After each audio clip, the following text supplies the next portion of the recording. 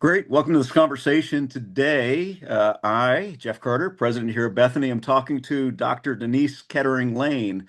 Denise, wonderful to see you and to have you in this conversation. As we begin, let me give a brief introduction for those that may not know you or those that just want to know more about you. Dr. Denise Kettering-Lane is the associate professor of Brethren Studies at Bethany Theological Seminary. She's been here since 2010. She holds degrees from Ashland University, Candler School of Theology at Emory University, and the University of Iowa. She also worked at the Brethren Historical Library and Archives for 2 years. So, a long list of your current activities. You edit the journal, Brethren Life and Thought. You're currently writing a textbook on Brethren beliefs and practices and co-editing a volume entitled A Cultural History of German Clergy from 1500 to 1750. And this is being done with Peter Yoder and David Lubbock. You have numerous published articles on Brethren topics, including historical moments, women's history, the love feast, baptism, and the Holy Kiss, probably a subject that you get a lot of questions about, the Holy Kiss, as well as the articles on the broader Anabaptist and Pietist movements. I know that you are a sought-after speaker for conferences, particularly ones that concern Anabaptist radical pietism. And what I know of you as a faculty member is that you've got a great sense of humor, real thoughtfulness when it comes to not only higher ed, but also Brethren studies, and that you are very interested in, yes, the church's past, but more so how that informs us as we move into the future. So, Dr. Denise Kettering-Lane, thanks for joining me in this conversation as we get to know you a little bit better and to hear about what you're thinking. Glad to be with you. So let's start off with the past. Take me back to the start of your scholarly career.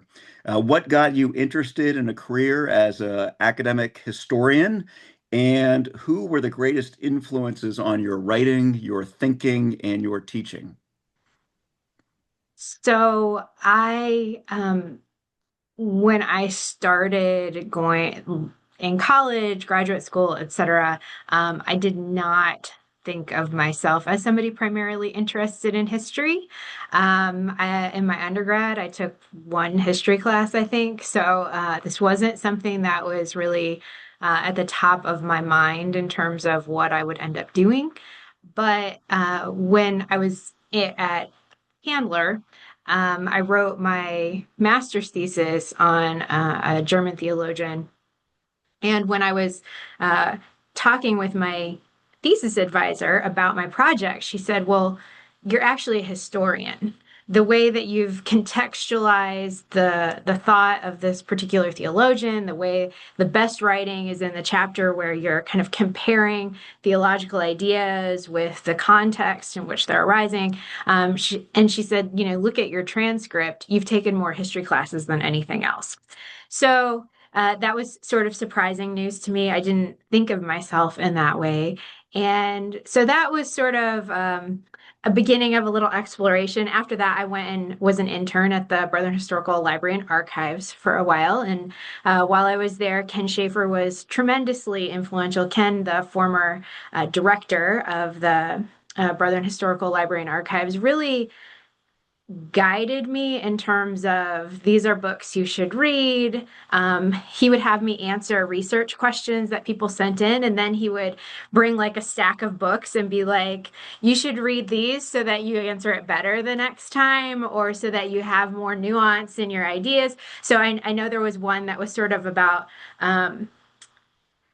Brethren origins, and I had basically written about how replied to this person and said, about we're kind of an Anabaptist emphasis, which was out of some of Durhambaugh's early writing in particular. And he said, well, you answered it okay. But your answer was really reliant on Durham, and you should really read some Dale Brown to like bring a counterweight to that, to think more about the pietist side of things. So Ken was very influential in terms of helping me just know the landscape better, know who I should be reading and who's important. While I was there, I also had the chance to meet Don Durnbaugh when he came to visit the archives, and he was very kind to take some time to talk with me about as I was applying to graduate schools, what I might do and what I might work on in terms of Brethren history. And so it was he was very influential also, not just because his voluminous writings on Brethren history really are still our guide, but also just the kindness that he showed me in terms of sitting down and chatting with me when we had never met before about all of that stuff. So um, since then, I've probably been a little bit more influenced by Dale Brown's work, though, because I did my dissertation on German pietism. And so that was also somebody who influenced me quite a bit. And then when I was in graduate school, I was my advisor, Raymond Menser, studied French Reformed Protestants, and he was very helpful in getting me to think about the practices that pietists had, because pietism is often thought of as sort of an internal spiritual movement and not necessarily something tied to a lot of outward practices. And his area was really in sort of outward practice. And so he kind of turned my attention that way. So those are some people. And then obviously, like since then, folks like Carl Bowman, Steve Longenecker, Jeff Bach, they have all been great conversation partners. They've been mentors to me. And so just have been really thankful to get to know all of them and to have the opportunity to hear what they have to say about things over the years. You just named a number of contemporary historians, brethren historians. It's not a really big circle. I mean, it is a small group. Now you named two big ones, Don Durnball and Dale Brown, both professors here at Bethany, since retired and passed away. And Don Durnball, a prolific as a writer. Yes. And then Dale Brown was more focused in practices and very much part of the peace movement and taught Mhm. peace studies. And so Yes. those influences, and then the common today's conversation partners with Jeff Bach and Steve Longenecker and such. But you're part of a pretty small circle, Denise, which is great because it means that people are going to be reading your stuff, and it's one reason why you get invited to a lot of these events. So I want to just jump back one moment because you just named a lot of great connections, and you talked about Paul at the archives. So you had some experiences as a young adult and as a teenager on Brethren history. So there's a scholarly pursuit, but can you just talk about how that was formative before you even knew that you were a historian? And I love the idea that someone had to say, "Hey, by the way, you're a historian. You know that." Yeah, so I think that my when I was growing up, I mean, big shout out to my extended family because I heard all of these stories when I was growing up about things like, following World War II during the time when Brethren were getting really involved in material aid. Like my aunt was very young, and she wanted to give her brand new winter coat to go to children in Europe who didn't have winter coats, right? And this is a story I heard when I was a kid. I heard stories about, my uncles appearing before draft boards. I heard my one uncle Merlin was the chair of the National Youth for a year and traveled around the country with Dan West. And my dad got to go with them on a trip. And so I heard these stories about Dan West growing up. And of course, our church did have a project and all of those sorts of things. So even as a kid, I think I had maybe a heightened awareness of my family's interaction with big brethren moments, I guess. And then when I was in high school, my pastor was very interested in brethren history. And I remember him like toting around a copy of Carl Bowman's Brethren Society right after it came out in the mid 90s, right? And so this sort of like he would read us parts of it. Our youth group went on a trip to Eastern Pennsylvania so we could visit the Germantown Church and the Wissahickon and Ephrata. And so I think there was also sort of that foundation that was laid. And I really tried to avoid for a lot of years being pigeonholed in kind of a brethren way because I chose not to go to one of the Church of the Brethren colleges. I chose not to come to Bethany. And even my dissertation research was not on a brethren specific topic. And so I kept trying to like stay outside of that, and yet I kept being drawn back in. And probably some of that is due to those early experiences I had that caused me to identify very strongly with brethren history. Well, and you name some great places, the Germantown, that's where the Brethren first landed. The Wissahickon is where the first baptism happened in what, 1728? 1723. 1723. So you're the Yep. historian, I'm not. So, these places are important. So then if you resisted getting pigeonholed, I mean, you're in deep now with Brethren studies. I mean, so tell me how did that happen? If you went from kind of resisting and then someone said, "Look, Denise, you're a historian, the way you're framing things," and now you are, I would say, one of the historians for the tradition. Talk about that transition. Well, I mean, the faith answer would be God, but that there's sort of this leading into a particular thing. But I think also, like after I finished graduate school, I went and worked at the archives again. And so that gave me an opportunity while I was there that time. Ken Schaefer did not always love giving public presentations. And so whenever somebody would request one, he would have me do it. And so I ended up getting a little bit more familiar with the landscape of Brethren history, and I ended up writing some things that related to Brethren history. And then I ended up at Bethany teaching Brethren history. And so that really meant that I dove more deeply and more deeply and more deeply into this topic. And so, yeah, I think that this is not necessarily the way that, again, the way I anticipated things would go, but it's been a real blessing for me to have the opportunity to speak on behalf of the Brethren tradition, to speak about the Brethren tradition, and to think about, these aspects of history, how we interpret our history, those sorts of questions. And even though you didn't go to Bethany, you went to Candler, right at Emory. That type of experience, though, you have to frame Church of the Brethren values and history in a way that others will can engage and understand, right? And so that's a key piece. And I love that Ken, he was quite quiet, in the archives. He was pushing you out there to give those presentations. So you have an upcoming presentation, and it's one that you've probably made before on the Love Feast. You'll be doing that at the Susquehanna Valley Ministry Center. How do you frame that? Give me a little preview on how do you frame Love Feast? And there's some folks that will have no idea what Love Feast is that are watching this recording. What is Love Feast, and then how do you frame it?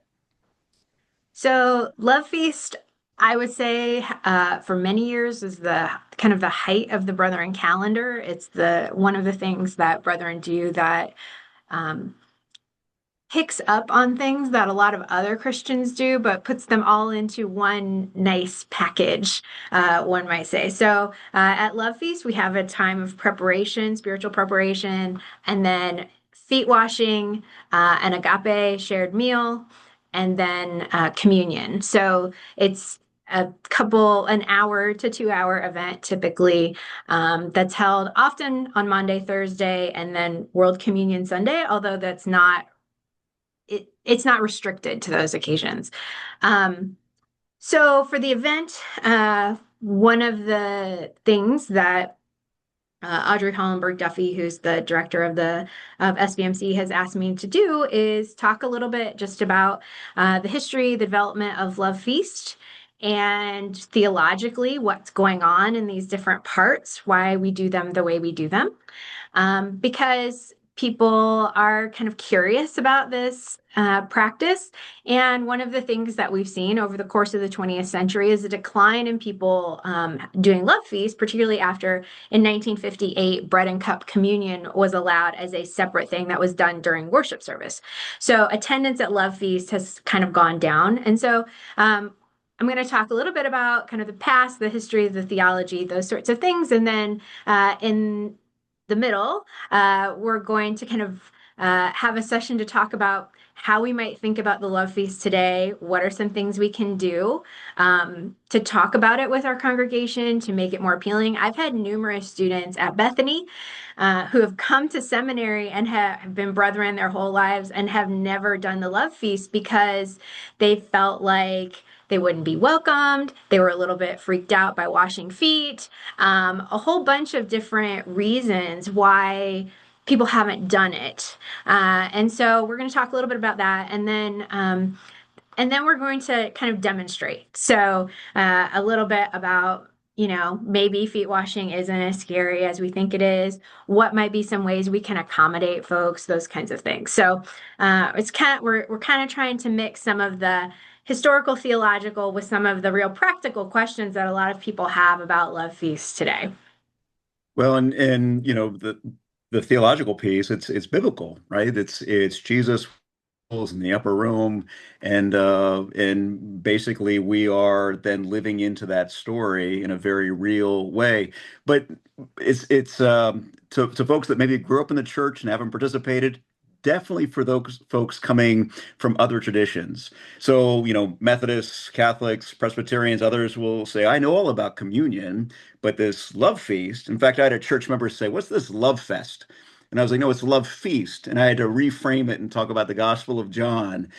So you speak to a lot of folks, that are outside of the Church of the Brethren tradition. Here at Bethany, our student numbers we're 80% ecumenical folks that did not come from the Church of the Brethren. So you teach Brethren studies courses. You are editor of Brethren Life and Thought. Your active scholarly life focuses on the contemporary relevance of Brethren history. There's a lot of Brethren in that, Denise. Can you talk about what it's like to represent Brethren studies in an increasingly ecumenical institution? Mostly I just do the brethren thing and just say, oh, we're kind of like the Mennonites and leave it there. You Um, cannot do that. No. no, I think that for a lot of our students that may have come with very little knowledge of the Church of the Brethren, they're inherently curious about this place that they've decided to come to get an education. And so that really makes it sort of an easy thing for me to be able to talk to them um, about things that are brethren in nature, the sorts of values that we might have as an institution, the sorts of things that we might have in class. It has become increasingly common for me to have non-brethren students in my courses, mainly because, not because it's necessarily required for them, but because they're just sort of curious about what is what are the things that have formed this place where I have decided to spend 2 or 3 years of my life studying? And so I think that's a really an interesting inroad because they're already seeking to make connections with whatever tradition that they're already a part of. And so there's a sense in which it makes my work a lot easier because I'm not necessarily having to be an apologist for the tradition Mm. because they're already innately curious about it. They're already seeking connections. Um, they've already seen things around the seminary that they're like, why is there a big, sculpture of Jesus washing feet? Okay, like let's talk about that. Why are there particular pictures or stained glass windows in the building?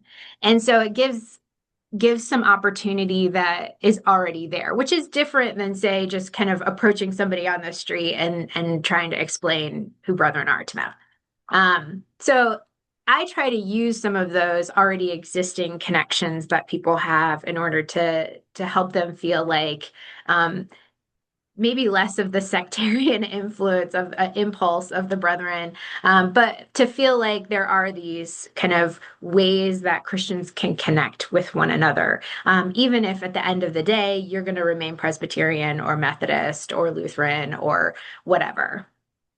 So then talk about our employees. So we over my tenure, we've been hiring more folks that are not Church of the Brethren, just because we hire locally, and then also individuals that are available and such. And so you teach a class for employees who want to know more about the Brethren. What are those classes like? It's very interesting because again, I think there you have people who are kind of innately curious about this place that they've come to work. And so one of the things I always do for those is I send out a couple emails ahead of time and ask what questions people have. Um, and a lot of times it's about things like I hear about OEP and MMB and what are all of these different organizations and acronyms and those sorts of things. So part of it's just helping people sort out the stuff that they might need to know for their job. Um, or a lot of times it's questions about annual conference because of course annual conference is a big deal for our brethren, and we are one of the few traditions that has an actual annual conference, and so helping understand the importance of that. And this year will be great because it's going to be close. It's going to be in Fort Wayne. And so a lot of the staff and faculty who might not have been able to go to some of the ones that are a little farther away will have opportunity to go and see it for themselves. So, but a lot of it is that sort of thing because we do still have very brethren specific things that we relate to as a seminary. And so it's helping them understand the importance of those things, why we do them, and how it's going to impact with their job. But I love it too, is, sometimes I'll come into that circle and I look around and I think, wait a minute, we have some folks that are learning about the Church of the Brethren for the first time, and then we have folks that have grown up in the church, and I'll ask them, why are you attending the class? And they're like, because there's not one set definition for the church in our experience. So if we think about that, um, what do the brethren have to offer the larger world of theological education? Because we do have something to offer, and those that know us are attracted, and those that are curious are attracted. What would you say we offer the larger kind of theological education in the world? I think that brethren have tended to approach theological education with a lot of pragmatism, and not in the necessarily in the like philosophical sense, but just very practically in terms of how do we take what we're learning, and how do we then live that? How do we put it into practice? And so most of our programs are centered on taking what you learn and somehow applying it, whether it's in taking what you learn about literature and Christian art, and then doing your own art or writing, whether it's taking what you're learning in the classroom and putting it into a congregational setting or a nonprofit setting or a spiritual direction setting. It's that sort of combination of learning doesn't take place in a vacuum. And how do we then practice what we're going to do as we take things out into the world with us? And so I think that's something that is maybe different about how we approach theological education versus maybe how other seminaries might, because there has always been, even back to Bethany's earliest founding, this sort of, yeah, you're going to go and you're going to go out into Chicago and do these things. You're going to go teach in the Sunday school class. You're going to go work at a mission point. You're going to go preach in the congregation. So there has always been this sort of, how do we then help to take that what you're learning out into the world. So I think that's something that a lot of seminaries do, but I think that it's kind of ingrained in Bethany's identity. And you're right. I mean, 1905, Founder's Vision, the third part, a education rooted, an education rooted in a practical experience. I mean, it all goes down to that practical experience.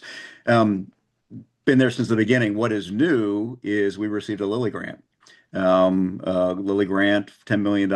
We're offering theological education to undergrads. You are at the center of that, working with our undergrads. Two schools have already started to send students. We'll have another two schools next year and two the following. Um, as we think about college students, and your teaching as well as advising. When you think about the Lilly Grant, what opportunities are particularly interesting and exciting for you?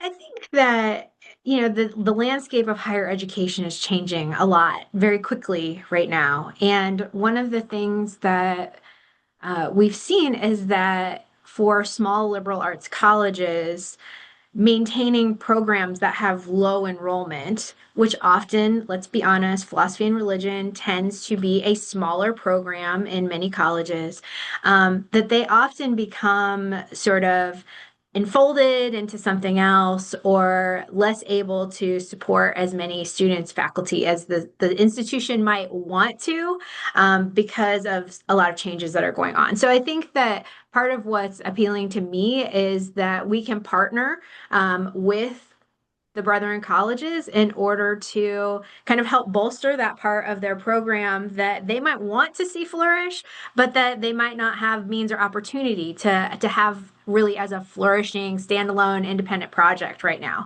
And so I think that's really exciting to me. And I think also that it just increases the level of intergenerational engagement for our students. We have students now who are in their, early 20s, and we have students who are in their 80s. And I think that really is engaging in the classroom. That you're bringing people who might not ordinarily be in conversation together in conversation about topics that they both find interesting and important. And so I think that's also really exciting. So you think about the six Brethren-related colleges and universities. At one point, they had a large percentage of the student body would identify as Church of the Brethren. Today, it's a small percentage. In some, it's a very small percentage, and yet they're partnering with the only seminary in the Church of the Brethren, and they're very interested in this Brethren, quote unquote, identity. So, as we think about Brethren values in the world today, what are some Brethren values that you feel will resonate with those that may know about the Church of the Brethren and a whole large group that has no idea? What do you think some of those values might be? I think it's always dependent on what sector of the population you're talking about in our increasingly divided society. But I think things that are interesting for some folks are obviously things like the service emphasis. I think things like the concern about simplicity and what that means in a society that can become easily obsessed with consumerism. And so, how do we live a life that's different? One of the things I've been thinking about a lot is what nonconformity can look like without complete sectarian disengagement from society. So, how do we sort of do nonconformity in place? How do we demonstrate that we're living differently and being different without having to kind of build the same boundaries that Brethren in the 19th century really built? And so that's something that I've been thinking about a lot and that I think really is something that resonates with a lot of folks right now, in that they want their life to look a little bit different than some of the expectations around what people think a life of faith should look like, or people think a life of of just an everyday American should look like. So I think that's something that still resonates with a lot of folks. And I think people are really yearning for community and how to be community. And so I think that's also something that resonates with folks. Particularly young adults. I mean, I have three young adults, and I know what they yearn for, and I think you're right on target. Ways in which we can engage in the values we share. So, last question: what are you reading, and what are you writing right now? So I watched Scott's and I felt like I had to bring my books so that I would live up. So a couple things I'm reading right now. One is this book, Religious Refugees in the Early Modern World, by Nicholas Terpstra. He was the keynote plenary speaker at the conference celebrating 500 years of Anabaptism this summer at Elizabethtown College, sponsored by the Young Center. And so, obviously, this is a topic that's still relevant. So, I'm reading my way through that one. I'm reading Requiem from Snow Hill Nunnery by my friend Terry Barkley, about Snow Hill, which was the daughter of the Ephrata cloister. So this came out, he was at annual conference this year signing copies. And then this fall, I'm going to be giving the sermon at the Antietam battlefield. Once a year, we have the Church of the Brethren has the opportunity to have a service at the Dunker Meeting House there. And so I'm reading this book, Too Afraid to Cry, Maryland Civilians in the Antietam Campaign, just to sort of get a little deeper into that history. So those are some of the things I'm reading at the moment. And then, what are Um, you writing? well, I'm working on this textbook, so that's the main thing. But I'm also working on a couple other projects. So I'm doing a uh, talk at annual conference on the Church of the Brethren and the Declaration of Independence because we'll be celebrating the 250th. And so I've been working on writing some on that, which is interesting. Yeah. So that's the other main thing I'm doing besides the book project right now. Well, your presentations are always fascinating because they have a twist. Um, every presentation Spoiler that alert, I nobody talked about the Declaration of Independence see, among the brethren. So when I was asked to do this, I was like, oh, sure. And then I started looking and I was like, oh, okay. but So it's one thing I so appreciate about your presentations, is because you do make history a lot of fun. And even though you'd say, well, we know history, you always have a twist in there that one keeps our attention, but then also for me keeps me thinking. And I know you do that for our students, Denise. Thank you so much for joining me in today's conversation about, well, a lot more than just Brethren history, but your specialty in Brethren history and all that you bring to the classroom. Really grateful for this conversation. glad to do it.